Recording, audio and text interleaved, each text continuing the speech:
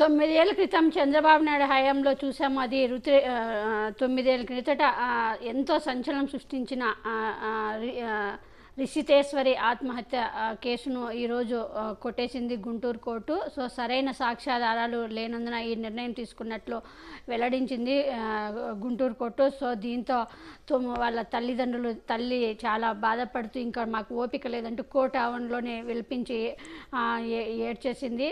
కన్నీటి పర్వంతం అయిపోయింది అని రిషితేశ్వరి తల్లి. 9 ఏళ్ళుగా న్యాయ పోరాటం చేస్తున్నాము, ఆయన న్యాయం కోసం 9 ఏళ్ళుగా న్యాయం కోసం ఎదురు చూసాము. ఈరోజు న్యాయం కూడా జరగలేదు, కోర్టు సాక్ష్యాధారాలు లేవని కోర్టు కొట్టేయడంతో తను చాలా బాధపడుతూ కన్నీటి పర్వంతమైంది.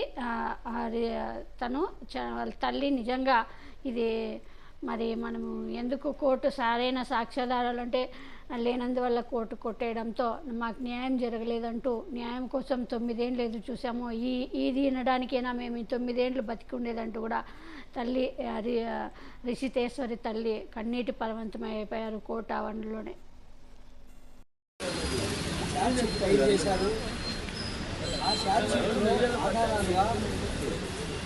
అమ్మాయి తల్లి మొదటి గారు ఇచ్చినటువంటి ఎఫ్ఐఆర్తో పాటుగా రిషితేశ్వరి రాసినటువంటి డైరీలు చాలా స్పష్టంగా ఉన్నాయి.